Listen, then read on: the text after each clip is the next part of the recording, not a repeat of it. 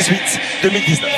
Oui, bonsoir à tous. Parce que la plupart des joueurs de l'effectif forcément donnaient beaucoup d'interrogations et beaucoup de curiosité. Voilà. Donc voilà, simplement un regard très curieux, très intéressant. À Leonardo Jardim et l'AS Monaco qui lui entame sa 5e saison sur le banc monégasque. Son 200 ce trophée des champions depuis qu'il est nommé de la sorte depuis 1995. Mais c'était une saison qui était difficile aussi à négocier pour Leonardo Jardim, l'après. Dépouillé de ses meilleurs joueurs, devoir reconstruire, ça lui a pris un petit peu de temps. Est-ce que ce sera le cas? En tout cas, les éléments sont les mêmes. De nouveau, une équipe un petit peu à rebâtir, à reconstruire. Est-ce que le système... Entre le Paris Saint-Germain et l'AS Monaco.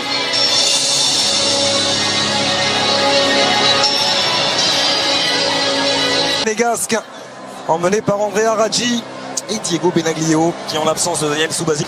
Vous l'avez rappelé fort justement, il insiste dans cette voie-là, dans cette volonté d'installer 3 défenseurs centraux. Ça devrait être sa défense, même si on ne sera que 3 derrière. Surreal, Cavani, dont on ne présente plus le ratio match joué et but marqué. Et puis cette puissance, ce talent offensif, en se disant que... Le petit sourire entre Thomas Tuchel et Leonardo Jardim. On disait désormais 3e entraîneur, pas Leonardo Jardim. On a parlé des absences d'Mbappé, de Cavani. Personne. Il y avait bien sûr, J peut également bien sûr évoluer aux côtés de Glick. Et le Paris Saint-Germain face à l'AS Monaco, duel au 2e poteau.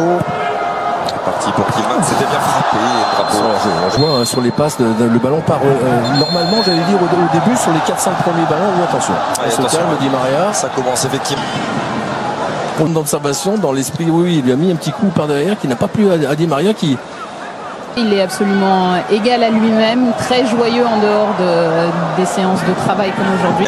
Oh oui, bien fait. Le crochet de Di Maria qui est passé là aussi, Angel Di Maria en position de frapper, il a hésité. Et Zan Rabiot, le petit ballon pour Angel Di Maria, la frappe de Di Maria. Ce décalage, là évidemment, on ne voit que la fin de l'action, mais elle s'était construite depuis déjà bien 5 ou 6 passes, notamment on l'a dit. Qui accélère plein axe, il est en grande forme.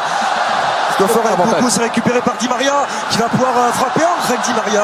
Voilà qui est fait. Sa préparation maintenant, très incisif, n'hésitant pas à prendre des risques. Il fera un coucou, il sera joué à 2 avec Angel Di Maria. Attention, ouais, la faute de Javier Tagba avec Di Maria. Oh, dommage. L'appel de Timothy Weah, il va vite. Mais là c'était trop profond et c'est capté solution en retrait. Avec la frappe qui va venir mourir juste à côté du menton gauche. Du tout. J'allais dire oui, c'est Thiago Silva. Beaucoup de lui.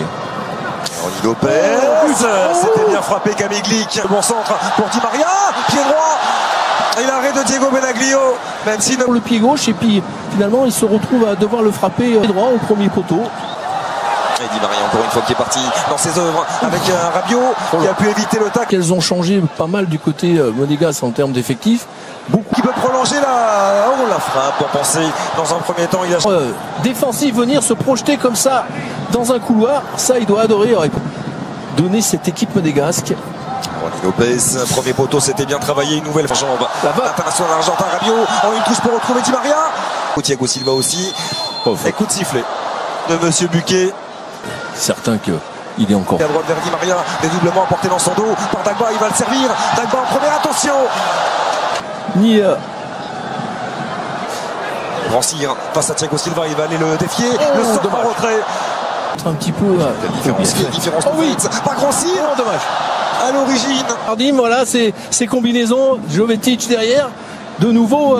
Chez intérieur, il est passé en vitesse. Dagba qui pénètre dans la surface.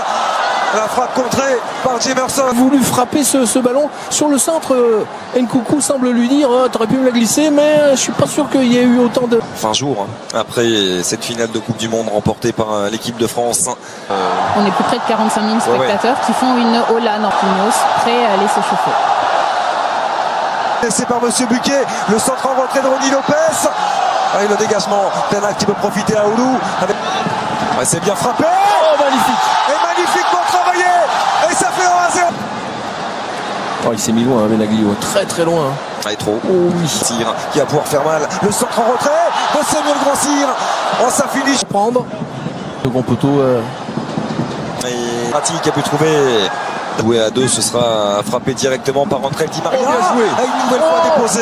La tête qui vient finir à côté. Ah, il est en pleine Et course. à l'opposé, pour aller trouver la solution, apportée par Ensoki. Et le centre en retrait. Déposé sur Christophe. Et c'est pas Wea qui est là pour remarquer, c'est ça qui est bien également. Non, pas...